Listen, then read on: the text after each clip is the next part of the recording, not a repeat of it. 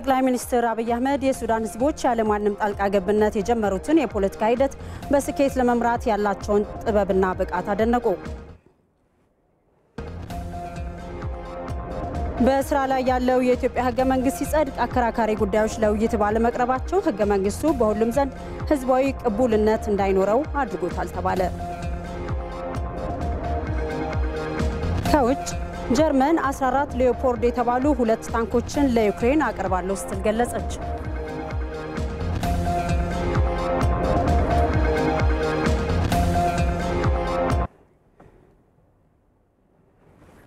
ጤና ይስጥልኝ እንደምናመሻችሁ ተመልካቾቻችን ከኢትዮጵያ ቴሌቪዥን የኢቲቪ 57 ዜናዎቻችን አሁን ቀጥሏል። ከዜናዎቹ ጋር አልጋነሽ ተካነኝ አብራችሁ ቆዩ። ኢትዮ ዲያስፖራ የውቅና መርሃ ግብር እየተካሄደ ይገኛል።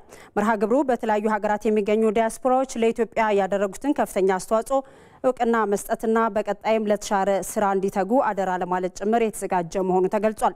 በመርሃ ግብሩ ላይ ፕሬዚዳንት ሳህለወርቅ ዘውዴ፣ ምክትል ጠቅላይ ሚኒስትርና የውጭ ጉዳይ ሚኒስትር አቶ ደመቀ መኮንን፣ የሴቶችና ማህበራዊ ጉዳይ ሚኒስትር ዶክተር ኤርጎጌ ተስፋዬ እንዲሁም የኢትዮጵያ ዲያስፖራ አገልግሎት ዋና ዳይሬክተር ዶክተር መሐመድ እድሪስን ጨምሮ የተለያዩ ከፍተኛ የመንግስት አመራሮችም ተገኝቷል።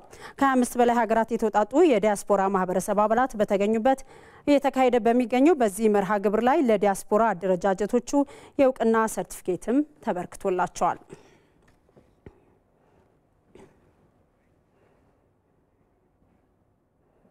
ተመልካቾቻችን በዚህ ጉዳይ ላይ ተጨማሪ መረጃዎችን ሊሰጠን ባልደረባችን አሸናፊ እንዳለ በቀጥታ መስመራችን ላይ ነው የሚገኘው። ከሱ ጋር ቆይታ አድርጋለሁ። አሸናፊ እንደምናመሸ ቀደም ሲል ለመግለጽ እንደሞከርኩት ለኢትዮጵያውያን ዲያስፖራ ማህበረሰብ እውቅና እየተሰጠ ይገኛልና አንተ መርሃ ግብሩን እየተከታተልክ ነው ያለውና አጠቃላይ መርሃ ግብሩ ምን ይመስላል? ዲያስፖራውስ ምን ስሜት ፈጥሮለታል ይሄ እውቅና መሰጠቱ? መልካም እንግዲህ ኢትዮጵያ ድጋፍ ባስፈልጓት በተለያዩ ጊዜያት ቀድሞ ከሚደርሰው መካከል የዲያስፖራው ማህበረሰብ የቀዳሚውን ስፍራ ይወስዳል። በተለይ ደግሞ ዲያስፖራው ከሚያደርጋቸው የገንዘብና የቁስ ድጋፎች በዘለለ የኢትዮጵያ ህልውናው አደጋ ላይ በተጋረጠበት ወቅት እንዲሁም ደግሞ የኢትዮጵያን ሰላም ለመናድ በርካታ ዓለም አቀፍ ጫና በሚደረግበት ወቅት ያንን ጫና በመቀልበስና ሆን ብለው ይደረጉ የነበሩ እንቅስቃሴዎችን በመጋፈጥ ረገድ ትልቁን ሚና ወስዷል። እንዲሁ ደግሞ ከዚህ በዘለለ ደግሞ በቁስና በገንዘብ ስንመለከት በተለይ ደግሞ በታላቁ ህዳሴ ግድብ ላይ ሰፊ ስራዎችን የዲያስፖራ ማህበረሰብ መስራቱን እናስታውሳለን። በገበታ ለሀገር እንዲሁ ደግሞ በኮቪድ-19 ወቅትም እንግዲህ በርካታ ድጋፎችን ዲያስፖራው ሲያደርግ ነበር። ሀገር ህልውናዋ አደጋ ላይ በወደቀበት ወቅትም በርካታ ድጋፎችን ሲያደርግ እንደነበረ ዲያስፖራው እናስታውሳለን። ከዚህ ቀደም ለዲያስፖራው በቃል ከሚሰጥ ምስጋና በዘለለ እንደዚህ አይነት መርሃ ግብር ተዘጋጅቶ ያቀም ይህ ለመጀመሪያ ጊዜ የተዘጋጀ መርሃ ግብር ነው። በመርሃ ግብሩ ላይ እንግዲህ ዋነኛ ዓላማው ኢትዮጵያ ውለታችሁን አትረሳም፣ ታመሰግናቸዋለች። በእርግጥ ምንም እንኳን ሲያደርጉ የነበረው ድጋፍ እንደ አንድ ኢትዮጵያ የሚጠበቅባቸው ነገር ቢሆንም ምስጋናው ግን የተሻለ ስራዎችን እንዲሰሩና በተለይ ደግሞ ቀጣይ ዲያስፖራው ከዚህ ቀደም ከሰራቸው ስራዎች በላይ ወደፊት በርካታ ስራዎች ይጠበቃሉና ለዚህ ማደራ ለማለት ጭምር የታሰበ ነው። በዋነኛነት ይህ መርሃ ግብር በመዘጋጀቱ ያነጋገርናቸው የዲያስፖራ ማህበረሰብ ተወካዮች ደስታቸውን ነግረውናል። በተለይ ደግሞ ምንም እንኳን ይህንን እውቅና ባይጠብቁትም ወይም ደግሞ እውቅናው የግድ ባይሆንም ነገር ግን እውቅና መሰጠቱ ለተሻለ ስራ እንደሚያነሳሳቸው ነው እየተናገሩት። ቀደም ብዬ እንዳነሳሁት በቀጣይ በርካታ ስራዎች አሉ። በተለይ ደግሞ በጦርነቱ ወቅት የደረሱ ጉዳቶችን ወይም ደግሞ የነበረውን ጉዳት መልሶ በማቋቋም ረገድ ውስጥ በርካታ ድጋፎች ከዲያስፖራ ማህበረሰብ ይጠበቃል። ይህንን የማድረግ ኃላፊነትም ጭምር አለባቸውና እዚህ ላይም በትጋት እንደሚሰሩ ነው የተናገሩት። እንደዚህ አይነት ድጋፎች ያስፈልጋሉ። በተለይ ደግሞ ከዚህ ቀደም ዲያስፖራ ያደርጋቸው የነበሩ እንቅስቃሴዎች በተቀናጀ መልኩ አልነበሩም። በየቦታው የተለያዩ ድጋፎች ይደረጋሉ። ነገር ግን በቅንጅት መሰራታቸው ደግሞ በቀላሉ ግቡን ለመምታት እንዲያስችል እንደሚያደርጋቸው ጭምር ነው የገለጹት። በጣም ደስተኞች ናቸው በተደረገላቸው ድጋፍ። በርካታ እንግዲህ የተገኙ ባለስልጣኖችም እንግዲህ ያነሱትና ያስተላለፉት ሀሳብ ኢትዮጵያ ዛሬም ቢሆን ታመሰግናቸዋለች፣ በቀጣይም በርካታ ስራዎችን ከእናንተ ትጠብቃለች የሚል ሀሳብን ያስተላለፉት። አጠቃላይ መድረኩ የነበረው ድባብ ይህንን ይመስላል። አሁን ላይ በመጠናቀቅ ላይ ነው። እንግዲህ ታዳሚዎችና አጠቃላይ የተጋበዙ እንግዶች ከስፍራው እየወጡ ነው የሚገኘው። አጠቃላይ የነበረው ድባብ ይህንን ነው የሚመስለው። አልጋነሽ አመሰግናለሁ አሸናፊ።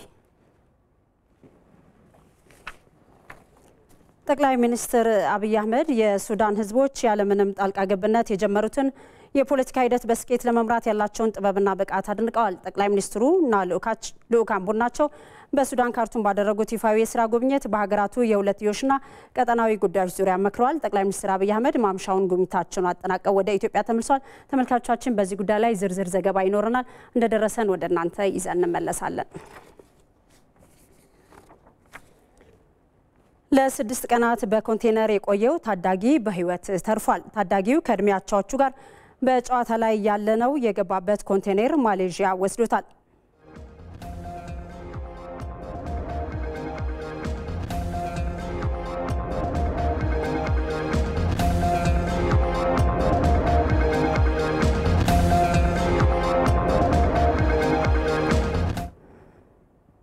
ተመልካቾቻችን ታዳጊው እንዴት በህይወት ሊተርፍ ቻለ የሚለውን ካፍታ በኋላ ይዘን እንጠብቃቸዋለን። ተከታተሉናላችሁ። ወደ ቀጣዩ ዜና እናልፋለን። መንግስት ከአደረጃጀት ጋር በተያያዘ የተነሱ የህዝብ ጥያቄዎችን ህገ መንግስቱን ማዕከል በማድረግ ምላሽ እየሰጠ እንደሚገኝ የህዝብ ተወካዮች ምክር ቤት አፈ ጉባኤ አቶ ታገሰ ጫፎ ገለጹ። የደቡብ ኢትዮጵያ ክልል ህዝበ ውሳኔ የምርጫ ቅስቀሳ በጋሞ ዞን የፌዴራልና የክልል ከፍተኛ የስራ ኃላፊዎች በተገኙበት ተካሂዷል። ሚካኤል ገዙ ዝርዝር ዘገባ አለው።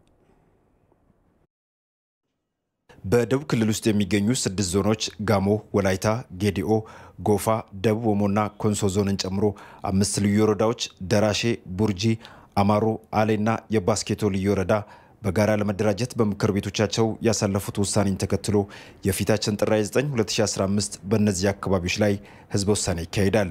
በእነዚህ መዋቅሮች በጋራ ሊመሰረት በታሰበው የደቡብ ኢትዮጵያ ክልል ህዝበ ውሳኔ ዙሪያ የምርጫ ቅስቀሳ በጋሞ ዞን የፌዴራልና የክልል ከፍተኛ የስራ ኃላፊዎች በተገኙበት ተካሂዷል። የህዝብ ተወካዮች ምክር ቤት ዋና አፈ ጉባኤ አቶ ታገሰ ጫፎ መንግስት ከአደረጃጀት ጋር በተያያዘ ለተነሱ የህዝብ ጥያቄዎች ህገ መንግስቱን ማዕከል በማድረግ ምላሽ እየሰጠ እንደሚገኝ ተናግረዋል። በየአካባቢው የተነሱ ከአደረጃጀት ጋር የተያያዙ ጥያቄዎች ተነስተው እነዛ ጥያቄዎችን መንግስት በህገ መንግስቱ መሰረት እየፈታ ይገኛል። አሁን ደቡብ ኢትዮጵያ አካባቢም በዚህ ሰሞን ሁላችሁም እንደምታውቁት አሁንም እያደረግን ባለነው ሁኔታ እንደምትገነዘቡት ተመሳሳይ የሆኑ ከዚህ ቀደም ሌሎች አካባቢዎች አብረን የነበርን በደቡብ ብሔር ብሔረሰቦችና ህዝቦች ክልል ውስጥ የነበሩ አካባቢዎች ራሳቸውን ችሎ እንዲደራጁ ተደርጓል። መንግስት ዴሞክራሲያዊ በሆነ መንገድ ህገ መንግስቱን ማዕከል በማድረግ የህዝብ ጥያቄ እየመለሰ ይገኛል። ይሄኛው የዛ አካል ነው። ህዝበ ውሳኔው በኢትዮጵያ ታሪክ ለዲሞክራሲ ስርዓት ልምምድ እንደ አንድ ምዕራፍ ተደርጎ የሚታይና ለእውነተኛ የፌዴራል ስርዓት ግንባታ የመንግስት ቁርጠኝነትን የሚያረጋግጥ ስለመሆኑ የገለጹት አፈ ጉባኤው ሂደቱ ነፃ፣ ፍትሐዊና ዲሞክራሲያዊ ሆኖ እንዲጠናቀቅ የዜጎች የነቃ ተሳትፎ አስፈላጊ ስለመሆኑ አስረድተዋል። ሁላችንም ትልቅ ሚና ስላለን እዚህ ደግሞ ዛሬ የተገናኘን ተጽዕኖ የምንፈጥር በየአካባቢው በየወረዳው በየከተማው ያለን ህዝቡን በማንቀሳቀስ ከአመራሩ ጋር በመምከር ተባብረን ቆመን በስርዓት በመልክ ወጉን ጠብቀን በትክክል እንዲከናወን ማድረግ ይኖርብናል ማለት ነው። ለዛ እንዲረዳ ነው ዛሬ እዚህ የተገናኘ ነው ለማለት ነው። የደቡብ ብልጽግና ፓርቲ ጽህፈት ቤት ኃላፊ አቶ ጥላሁን ከበደ የህዝብ ጥያቄን በዲሞክራሲያዊ መንገድ ለመመለስ የቀረበውን እድል በአግባቡ በመጠቀም የአዲሱ ክልል አሸናፊነትን ማረጋገጥና ቀጣይ ለልማት ጉዳዮች ትኩረት መስጠት እንደሚያስፈልግ አስገንዝበዋል። አዲሱ ክልል ተደራጅቶ በጋራ በአቃፍነት በህብረ ብሔራዊነት ተቻችለን ተከባብረን የምንቀጥል ህዝቦች አዲሱን ክልል አደራጅተን በዚህ መንገድ ለመሄድ እርግቧን ማስመረጥና መምረጥ አሸናፊ ማድረግ የሁላችሁም የቤት ስራ መሆን አለበት። ቅስቀሳው የተሳተፉ የዞኑ ነዋሪዎች የህዝበ ውሳኔው ሂደት ያለምንም ችግር ሰላማዊ ሆኖ እንዲጠናቀቅ የበኩላቸውን እንደሚወጡ ገልጸዋል። ምርጫውን እናሳካ በጋራ መድረኮች መንደርም በብሎክም ይሄ ህዝብ አሁን ይሄ የመጣው በራሱ አካባቢ ሄዶ አደረጃጀትን ፈጥሮ ይዞ የሚወጣው ካርዱን ቤት እንዳያስቀር ይሄን ህብረተሰባችን ግንዛቤ ወስዶ ካርዱን ቤት እለቱ እንዳያልፍበት ሰዓቱ እንዳያልፍበት ወረፋ እንዳይበዛ በዛ ላይ ስራ መስራት አለብን። በእነዚህ አካባቢዎች ለሚካሄደው ህዝብ ውሳኔ በ3769 የምርጫ ጣቢያዎች 3,028,770 ዜጎች ድምጽ ለመስጠት እንደተመዘገቡ ከብሔራዊ ምርጫ ቦርድ የተገኘ መረጃ ያመለክታል። ለኢትዮጵያ ቴሌቪዥን ለተጠናቀረው ዘገባ ሚካኤል ገዙ ጋሞ ዞን አርባ ምንጭ።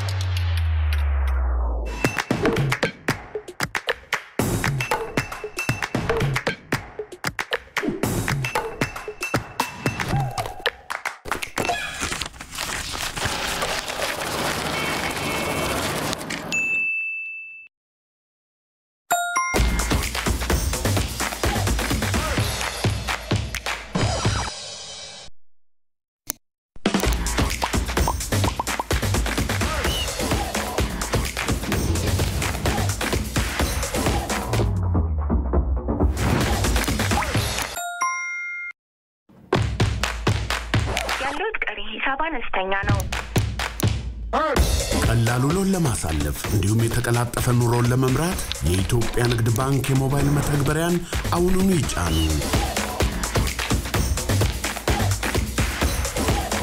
የኢትዮጵያ ንግድ ባንክ ሁሌም የሚተማመኑበት ባንክ።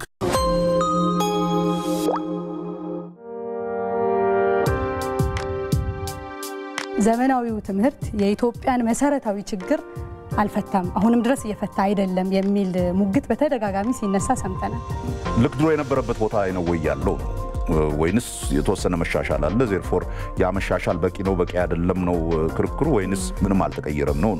እኔ እንድንነጋገርበት ፈልጌ የነበረው ጥያቄ ምናመጣው ዕውቀት ለኛ ነባራዊ ሁኔታ ማይሆነን ኑሯችንን ማያሻሽል ማይቀየር ከሆነ ኪሳራ አይሆንም ወይ ነው? እናውቃለን፣ እኛ ተምረናል እናውቃለን። ግን ስርዓቱ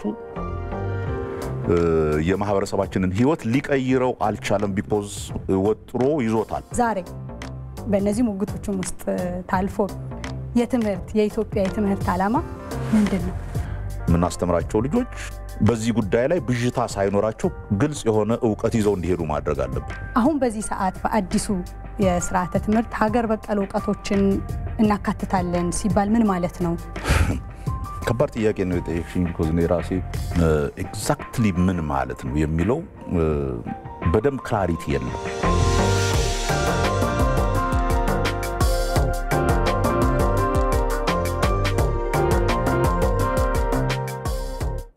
ተመልካቾቻችን ከኢትዮጵያ ቴሌቪዥን የኢቲቪ 57 ዜናዎቻችን አሁንም እንደቀጠሉ ናቸው። 66ኛው የአፍሪካ ህብረት የመሪዎች ጉባኤ ከየካቲት 11 እስከ 12 ድረስ በአዲስ አበባ እንደሚካሄድ የውጭ ጉዳይ ሚኒስቴር አስታወቀ። ለመሪዎቹ የሚቀርቡ አጀንዳዎችን የሚወስነውና ከመሪዎች ጉባኤ አስቀድሞ የሚካሄደው 42ኛው የህብረቱ አስፈጻሚዎች ጉባኤም የካቲት 8 እና 9 ይካሄዳል ተብሏል። የአፍሪካ ህብረት የመሪዎች ጉባኤ የአፍሪካ የነፃ ንግድ ቀጠና ትግበራን ማፋጠን በሚል መሪ ቃል እንደሚካሄድና አጀንዳዎቹን በሶስት ዋና ዋና ጉዳዮች ላይ ያተኮሩ ስለመሆናቸው በአፍሪካ ህብረት የኢትዮጵያ ቋሚ መልእክተኛ አምባሳደር አየለ ሊሬ ተናግረዋል። አንዱ የፖለቲካ ሰላምና ጸጥታ ጉዳዮችን አፍሪካ ላይ ያሉትን በሙሉ ይዳስሳል።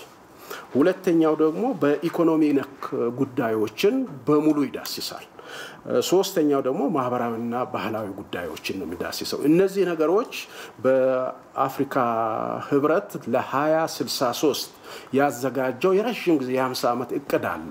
ይሄንን ለመፈጸም የሚያስችሉ በየጊዜው ተከፋፍሎ በአክሽን ፕላን ተቀምጦ ያሉትን ስራዎች በየአመቱ እየገመገመ በእነዚህ ሶስቱ ፒላሮች ላይ የሚያካሄድ ነው የሚሆነውና አጀንዳዎቹም በእነዚህ ሶስቱ ፒላሮች ላይ የተካተቱ ናቸው።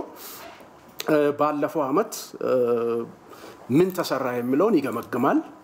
ቀጥሎ ደግሞ በዚህ አመት ከዚህ ወር ጀምሮ እስከሚቀጥለው ዲሴምበር ወይም በሚቀጥለው አመት እስከሚካሄደው የመሪዎች ጉባኤ ድረስ አፍሪካ ምን መስራት አለበት በጋራ በተናጠል በሰላም በኢኮኖሚና በማህበራዊ ዘርፎች የሚሉትንም ደግሞ አቅጣጫ የሚቀመጥበት በዚህ አግባብ ነው። በአዲስ አበባ በሚካሄደው የህብረቱ የመሪዎች ጉባኤ ላይ ሀገራት ተሞክሯቸውን የሚያቀርቡ ሲሆን የተለያዩ የጎንዮሽ ውይይቶችም ይጠበቃሉ የተባለው የጉባኤው አዘጋጅ ኢትዮጵያም የአረንጓዴ አሻራ የተገኙ ውጤቶችና የፓን አፍሪካኒዝም እንቅስቃሴዋን እንደተሞክሮ እንደምታቀርብ በአፍሪካ ህብረት የኢትዮጵያ ቋሚ መልእክተኛ አምባሳደር አየለ ሌሬ ጠቁመዋል። በእኛ በኩልም በኢትዮጵያ በኩልም 3 የጎንዮሽ ስብሰባዎችን ለማካሄድ አቅደን እየተንቀሳቀስን ነው። ጎላ ያለው ሁለቱ በአንዱ በግሪን ሌጋሲ ላይ ያደረግነውን እንቅስቃሴ ለአፍሪካ ወንድሞቻችንና እህቶቻችን ለማስተዋወቅ የምናደርገው ነው። ሁለተኛው ደግሞ ፓን አፍሪካኒዝም በዚህ በተለዋዋጭ ዓለም ውስጥ ፓን አፍሪካኒዝምን እንዴት አድርገን ማጠናከር ይቻላል በሚለው ኢኒሺዬቲቭ ወስደን ሳይድ ኢቨንት እያዘጋጀን እንገኛለን። ስለዚህ በአጠቃላይ ሲታይ ይሄ ነው። በጉባኤው ዘንድሮ የ2022ን የአፍሪካ ህብረት ቼር የነበሩት ሴኔጋል ናቸው። የሴኔጋል ፕሬዝዳንት በዚህ ያው የፕሬዝዳንሲው በሪጅን ነው ሮቴት የሚያደርገው። በዚህ አመት የኢስተርን አፍሪካ የኮሞሮስ ፕሬዝዳንት የአፍሪካ ህብረትን እንዲመሩ ይመረጣል ተብሎ ይጠበቃል። ተመልካቾቻችን የኢቲቪ 57 ዜናዎቻችን አሁንም እንደቀጠሉ ናቸው።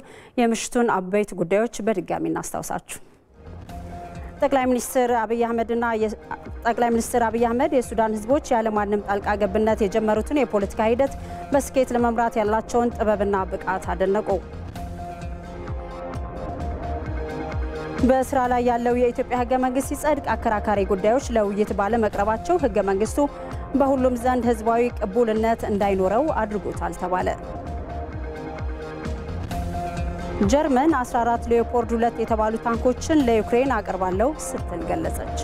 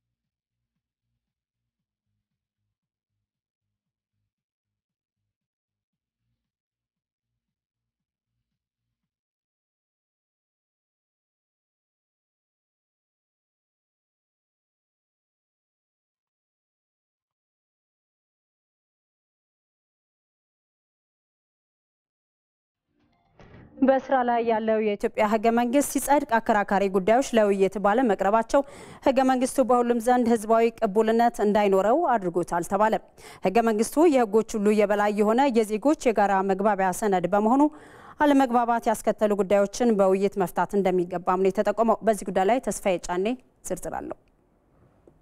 አሁን በስራ ላይ የሚገኘው የ11 ምዕራፎችና የ106 አንቀጾች ባለቤት የሆነው የኢትዮጵያ ህገ መንግስት ተግባራዊ ሲደረግ ከ20 ሚሊዮን በላይ ዜጎች ስለመወያየታቸው ይነገራል። በሌላኛው ጽንፍ ደግሞ ህገ መንግስቱ የዜጎችን ሀሳብ በማካተት በኩል አያሌ ችግሮች ያሉበት በሚል ዛሬም ድረስ የቅሬታ ምንጭነቱን በማንሳት የሚሞግቱ በርካቶች ናቸው። ለዚህ እንዳብነት ሲሉ በህገ መንግስቱ የተካተቱ አንዳንድ አንቀጾችን በማንሳት ህዝባዊ ቅቡልነቱን አሳትቶታል የሚል ሐሳብ ያላቸው ተወስኗል። እንደ ሀገር እቀበለዋለሁ። ነገር ግን አብዛኛውን ማህበረሰብ ያማከለ አይደለም። ጥቂት ሰዎች በራሳቸው ጊዜ በራሳቸው ሀሳብ ተሰባሰቡና ህገ መንግስት ብለው ለኛ አቀረቡ። ግን መሻሻል ያለባቸው ነገሮች ብዙ ነገሮች አሉ። አንቀጽ 39 በጣም ጎርቶናል። ይሄ መገንጠል የሚለው ነገር በራሱ አይመጥነንም። ለኛ ለኢትዮጵያውያን መገንጠል የሚባለው ቃል ራሱ በራሱ ለኢትዮጵያ የሚሆን ነገርም አይደለም። ኢትዮጵያውያን የተዋልዶ የኖረ ህዝብ ነው። ሀገርን የሚያቆም ነገር ነው የምንፈልገው። ሀገርን የሚያቆም ሀሳብ ዛሬ የሚቀጥል ነው የምንለው። ሀገርን የሚያፈርስ ሀሳብ ግን ይወገር ነው የምንለው። ተግባር ላይ ነው እንጂ በቲዮሪ መልክ አሪፍ ነው ላለው ነው። ተግባር ላይ ነው ህዝቡ ላይ በጣም ደርሶ መተግበር አለበት ነው። የአንድ ወገን ፍላጎት ህገ መንግስት የውይይትና የክርክር ውጤት የሆነ ገዢ ሰነድ መሆን እንዳለበት የሚናገሩት የህገ መንግስት መምህሩ አቶ ካፒታል ክብሬ በበኩላቸው የኢትዮጵያ ህገ መንግስት ግን የወቅቱ ያሸናፊውን ቡድን ፍላጎት የሚንጸባረቅበት ስለመሆኑ ይጠቅሳሉ። የድርድር ውጤት የተለያዩ ሀሳቦች ወደ መድረክ ቀርበው ተፋጭተው የተደረገ መግባቢያ ሰነድ ባለመሆኑ ምክንያት ማለትም የአንደኛው ወገን የአሸናፊው ኦሬዲ የጦርነት የነበረበት ሁኔታ ስለነበረና ያ ያሸነፈው ወገን የራሱን ፍቃድ በዋነኝነት የገለጸበት ሰነድ ስለሆነ የመሻሻል ሂደቱንም በጣም ጥብቅ የማድረግ ነገር ያለ ይመስላል። በህገ መንግስቱ እንደ ሀገር አብሮ መኖር ላይ ስጋትን የሚደቅኑ አንቀጾች ከመካተታቸውም በላይ ከመግቢያው ጀምሮ አንድም ቡድን እንደ ችግር ፈርጆ መነሳቱ ጥያቄዎች እንዲነሱበት አድርጎታል ነው የተባለው። ኢፍትሃዊነቱ የህገ መንግስቱ ቅርጽ የሚመስለው በህብረተሰብ ውስጥ የኢፍትሃዊነት ለመጓደል ምንጭ የሆነ አንድ ቡድን አለ፣ ሌላው የህዝብ ክፍል ደግሞ የዚህ ተጠቂ ነው በሚል ደረጃ ነው የተቀመጠው። የሀገሪቱ ቅርጽ መሰረት የሆኑ ነገሮች በሙሉ የብሔር ላይ መሰረት እንዲሆን በማድረግ ህዝብ ውስጥ ባልተለመደ ሁኔታ ባልታየ ሁኔታ የብሔር ተቃርኖች ፈጥሯል። ህዳር 29 1987 ዓመተ ምህረት ኢትዮጵያ አሁን ላይ የምትጠቀምበት ህገ መንግስት የጸደቀበት ዓመተ ምህረት ነው። ህገ መንግስቱ ያለፉትን 28 ዓመታት ተግባራዊ ተደርጎ አገልግሎት ሲሰጥ የቆየ ሲሆን አንዳንዶች ስለ ህገ መንግስቱ ጤነኝነት አብዝተው ይናገሩለታል። ሌሎች ደግሞ ይህ ህገ መንግስት የግለሰቦችን መብት ከማስከበርና አንዳንድ ከፋፋይ ሐሳቦችን ያካተተ ነው በሚል የተለያዩ ጥያቄዎችን ያነሱበታል። ለመሆኑ ይህንን 28 ዓመታትን ያለምንም መሻሻል ሲያገለግል የነበረውን ህገ መንግስት የሚነሱበትን ጥያቄዎች በምን መልኩ ማስታረቅ ይቻላል? በአብዛኛው ሰው የተሳተፈበት ነው። የህዝብ ፍቃድ ነው ወይ የሚለው መጠየቅ የሚገባ ይመስለኛል። አሁንም ህገ መንግስት የሚሻሻል ከሆነ በዋነኝነት የህዝብ ፍቃድ የሚንጸባረቅበት ሰነድ መሆን መቻል አለበት። አሁንም በዋነኝነት የኤሊት ግሩፑ የልሂቃን ግሩፑ ስምምነት ውጤት ብቻ የሚሆን ከሆነ ይህም ልክም አይሆንም። አሁን ያሉትን ፍቃዶች ብቻ አይደለም፣ የህዝብ ፍቃድ ብቻ፣ የኤሊት ፍቃድ፣ የልሂቃን ፍቃድ ብቻ አይደለም። ነገ ከነገ ወዲያ ሊመጡ የሚችሉ የተለያዩ ኢንተረስቶችን የሚያካትት ነው መሆን ያለበት። ህገ መንግስት የሀገሪቱ ዜጎች ሁሉ የበላይና የዜጎች የጋራ መግባቢያ ሰነድ በመሆኑም የማያግባቡ ጉዳዮች ላይ በጋራ መወሰን እንደሚገባም ተገልጿል። በዚህ ጉዳይ ላይ ተጨማሪ ማብራሪያ የሰጡን የአዲስ አበባ ዩኒቨርሲቲ የህግ ትምህርት ቤት መምህር ዶክተር ወንድማገኝ ታደሰ ህገ መንግስቱ ተቀባይነት እንዲያገኝ ዜጎች ህገ መንግስቱን ማክበር አለባቸው ብለዋል።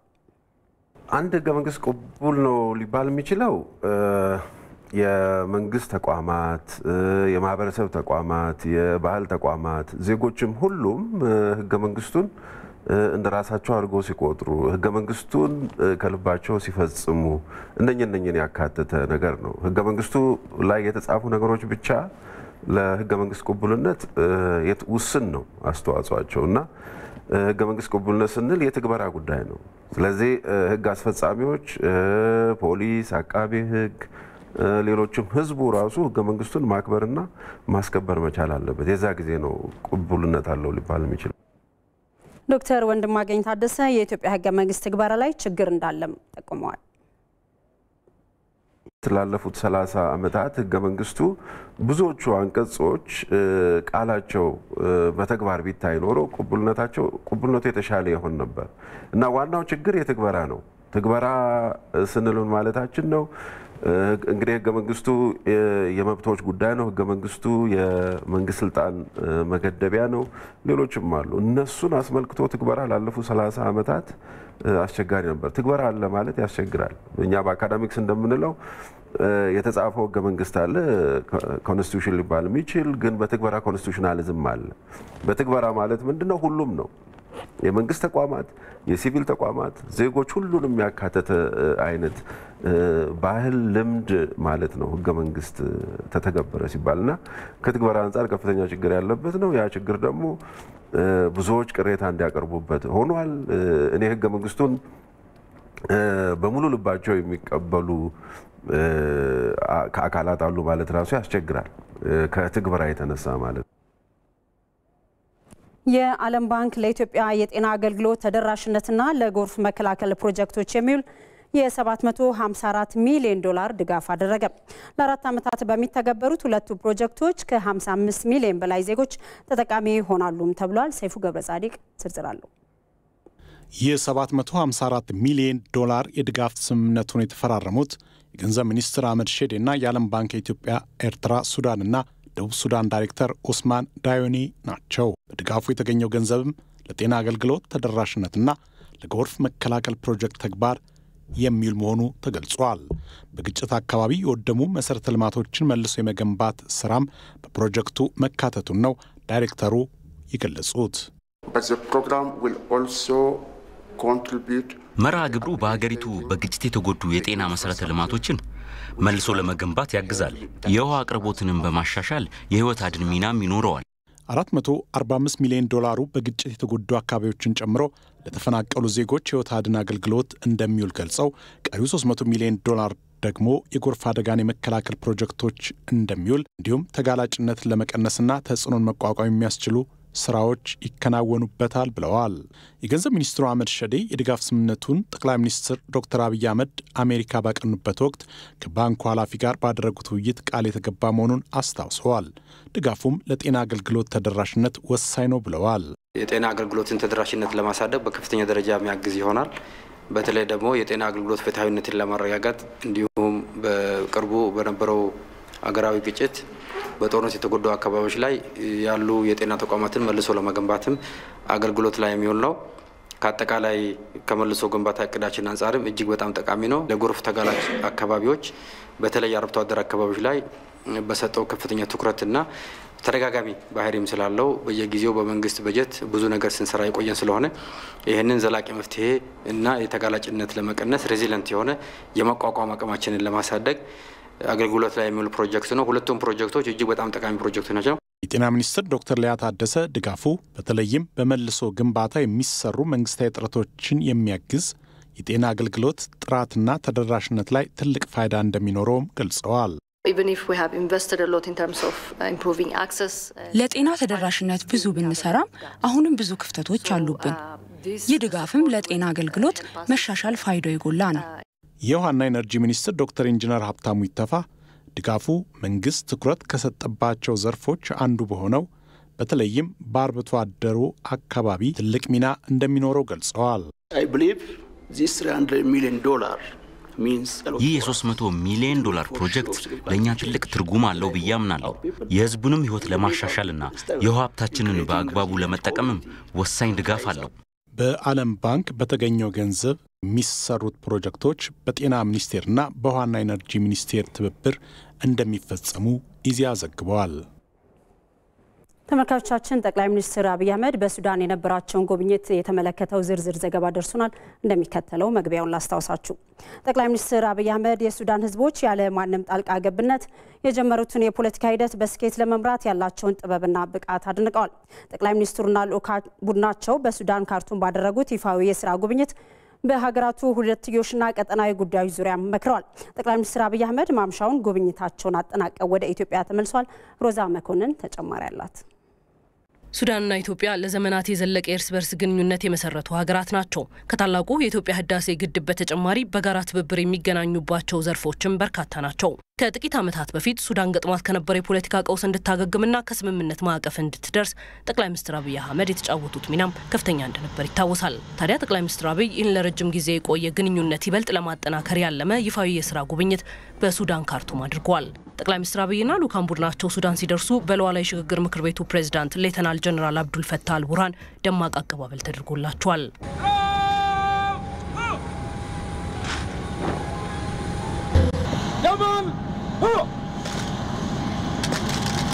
ጠቅላይ ሚኒስትር አብይ አህመድ በጉብኝታቸው ከሌተናል ጀነራል አልቡርሃን ጋር በሁለትዮሽ ግንኙነትና በቀጠናዊ ልማት ጉዳዮች ላይ መክረዋል። በሱዳን የተጀመረው የሰላም ውይይት ሂደትን በተመለከተም ጠቅላይ ሚኒስትር አብይ የሱዳን ህዝቦች ያለማንም ጣልቃ ገብነት የጀመሩትን የፖለቲካ ሂደት በስኬት ለመምራት ያላቸውን ጥበብና ብቃት አድንቀዋል። ኢትዮጵያ በተጀመረው ውይይት ከሱዳን ጋር ያላትን አጋርነት በመግለጽም ሱዳንና ህዝቧን በማስቀደም ለችግሮች ውስጣዊ መፍትሄ ማበጀት ይገባል ብለዋል።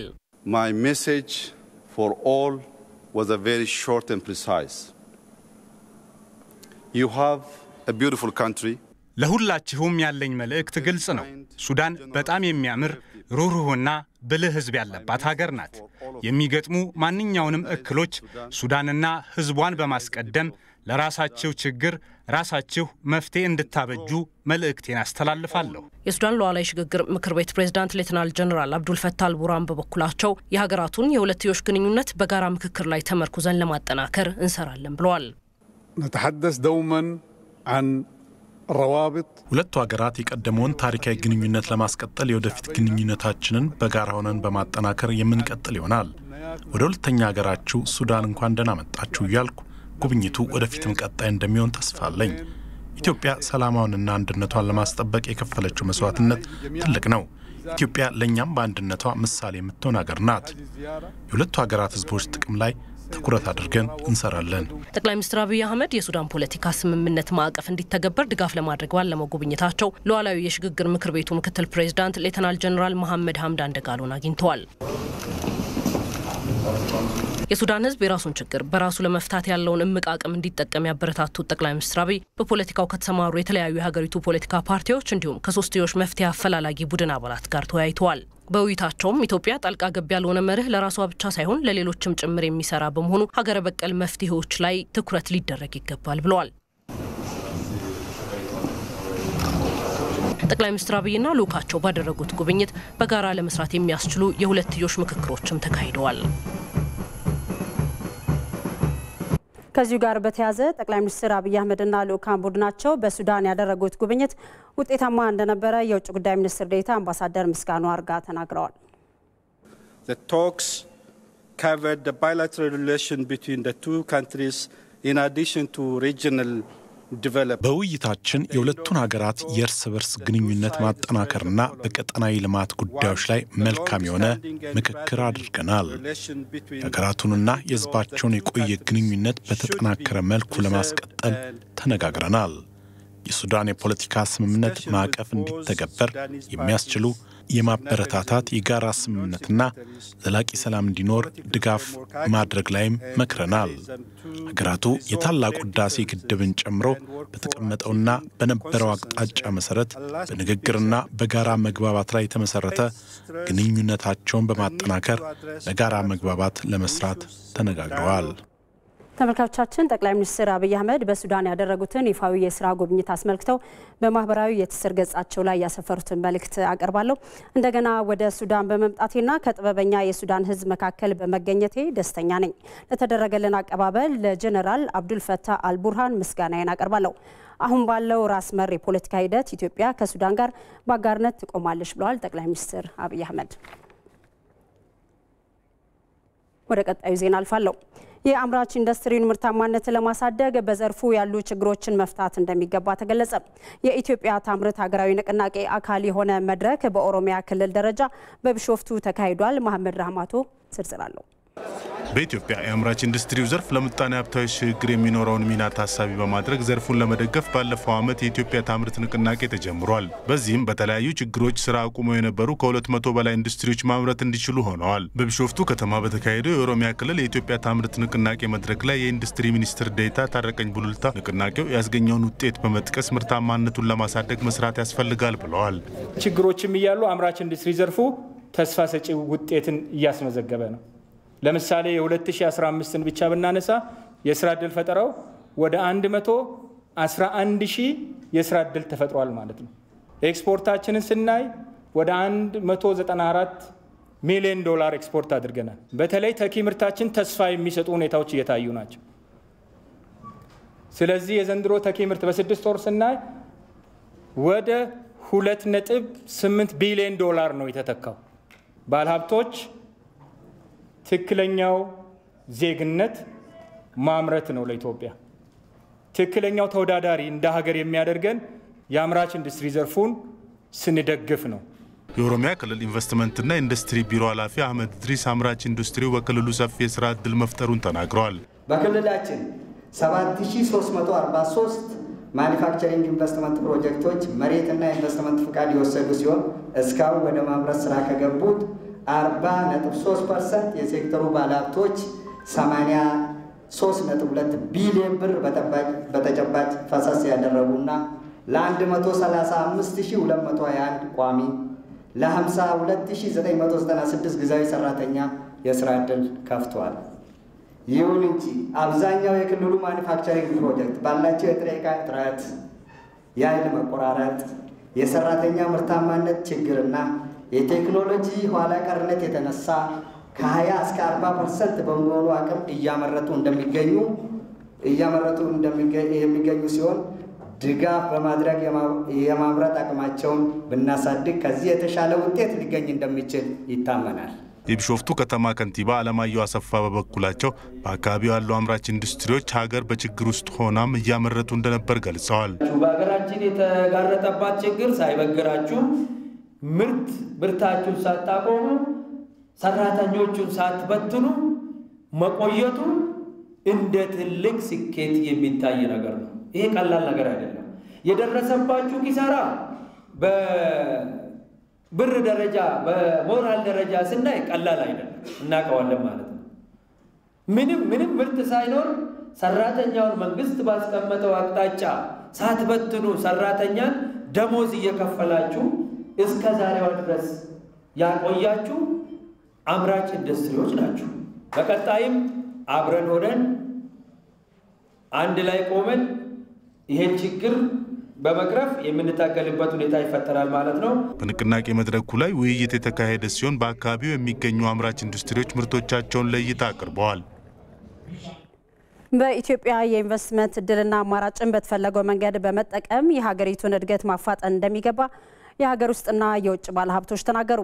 ኢንቨስት ኦሪጅን 2023 በሚል መሪ ቃል ዓለም አቀፍ የኢንቨስትመንት ፎረም ተካሂዷል። ይነቃቸው ሰማው ዝርዝሩን አዘጋጅቷል። ዋለልኝ ታምር እንደሚከተለው ያቀርበዋል። ኢትዮጵያ ያሏትን የኢንቨስትመንት እድሎች ለማስተዋወቅ አሁንም በዘርፉ የተለያዩ ስራዎች ተጠናክረው ሊሰሩ እንደሚገባ ነው በዓለም አቀፉ የኢንቨስትመንት ፎረም ላይ የተመላከተው። በፎረሙ ላይ የተገኙት የጤና ሚኒስትር ዶክተር ሊያ ታደሰ እንዳሉት በኢትዮጵያ በተለያዩ የኢንቨስትመንት እድሎች የባለሀብቱ ተሳትፎ ይበልጥ ሊጠናከር ይገባል። በጤናው ዘርፍም በርካታ የኢንቨስትመንት መስኮች መኖራቸውን የጠቆሙት ዶክተር ሊያ ባለሀብቶችም በዚሁ ዘርፍ እንዲሳተፉ ነው ጥሪ ያቀረቡት። ብዙ ስፔሻላይዝድ የሆኑ ሕክምናዎች ያስፈልጋሉ እንደ ሀገር።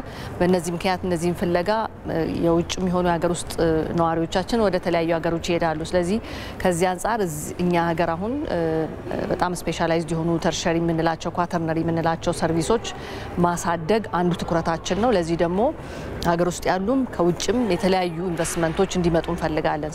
የመድኃኒትና የሕክምና ግብአቶች፣ መሳሪያዎች አምራቾችን ለመሳብ የተጀመሩ በዚህ ሰፊ ስራዎች አሉ። እንደ መንግስትም ይሄንን ምህዳር የተሻለ ብዙ አመቺ ለማድረግ ለኢንቨስተሮች እየተደረጉ ያሉ ስራዎች አሉ። እነሱንም ለማሻሻል እየተደረጉ ያሉ ስራዎች አሉ። እነዚህንም በዚህ ፎረም ላይ ለመግለጽ ተሞክሯል። በኢትዮጵያ የኢንቨስትመንት እድሎችን በማስተዋወቅ ከዘርፉ የተሻለ ጥቅምን ለማስገኘት ፎረሙ ጉልህ አስተዋጽኦ እንደሚያደርግም ተገልጿል። ኢንቨስተሮችን ከውጭ ኢንቨስተሮች ጋር ለማገናኘት በጆይንት ቬንቸር እንዲሰሩ ቀጥታ መጥቶ መስራት እንፈልጋለን የሚሉ ያለውን አዳዲስ ሪፎርሞች ለምሳሌ የውጭ ባንኮች ተፈቅዷል። ይህንን ራሱን ማስተዋወቅ ራሱ ትልቅ አቺቭመንት ነው። አላለም ከዚህ በፊት ዝግ የነበረ ነው። የቴሌኮም ሴክተር ሊበራላይዜሽን ምን ያመጣውን ጥቅም ለኢኮኖሚውን ለማሳየት እና እንዳልኩ በተለይም አገራችን ውስጥ ላለው ኢንቨስተር ብቻ ሳይሆን ለውጭ ላለው ሚድል ኢስት ላለው አሁን እንደምታየው ከሚድል ኢስት የመጡ ኢንቨስተሮች አሉ። ከዩኤኢ ከካታር የመጡ አሉ። እዚያ በአጠቃላይ ብቻ ኢትዮጵያ ሪብራንድ አድርገን በኢንቨስትመንት ደረጃ የሀገሪቱ ኢኮኖሚ እድገት አለው ኢንቨስት አድርጎ አብረን ኢንዱስትሪውን ለማስተዋወቅ የኢንቨስትመንት ፎረሙ ተሳታፊዎች በኢትዮጵያ ኢንቨስትመንት ዘርፍ ለመሰማራት ፍላጎት እንዳላቸውም ተናግረዋል። ኢትዮጵያ በርካታ የሆኑ የኢንቨስትመንት እድሎች እንዳሏት ተገንዝበናል። እናም በሀገሪቱ በተለያዩ መስኮች መዋለ ንዋያችንን ለማፍሰስ ፍላጎት አለን። ፎረሙ በዘርፉ ያለውን አቅም በተመለከተ በቂ ግንዛቤ እንድናገኝ እድል ፈጥሯል ብዬ አስባለሁ። እዚህ ፓናል ላይም ብዙ ነገር መረዳት እንደቻል ነው። ሌሎች ዓለማት ላይ የተሰሩትን ስራዎች እዚሁ መስራት እንደሚቻል በእርግጥም ደግሞ እዚህም ስንሰራው ደግሞ ከሌሎች ዓለም የተደረጉትን ተሞክሮች ደግሞ ተጠቅመን አድቫንቴጀስ በሆነ መንገድ ማድረግ እንደምንችል ትልቅ ትምህርት የወሰንበት ይሆናል። የኢትዮጵያ ፌዴራል መሬት ባንክ ልማት ኮርፖሬሽን ባዘጋጀው ዓለም አቀፍ የኢንቨስትመንት ፎረም የሀገር ውስጥና ከውጭ የመጡ ባለሀብቶች ተሳትፈውበታል። በፎረሙ ኢንቨስትመንትና የሀገራት ተሞክሮና የተገኙ ውጤቶችን በተመለከተ ውይይት ተካሂዷል።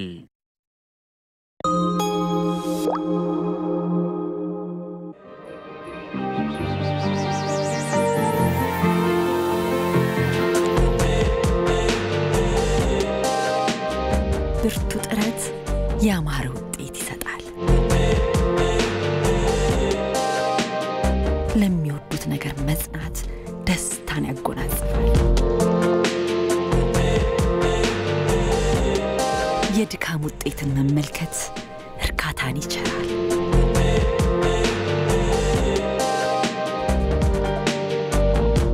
ብሩህ ተስፋን ለሰነቁ ብርታት ሆነናል። ከአንድ ክፍለ ዘመን በላይ ለስኬት ከተጉት ጋር አብረን ቆመናል።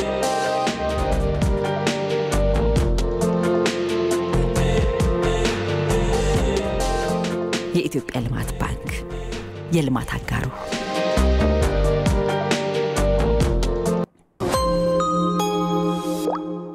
ወደ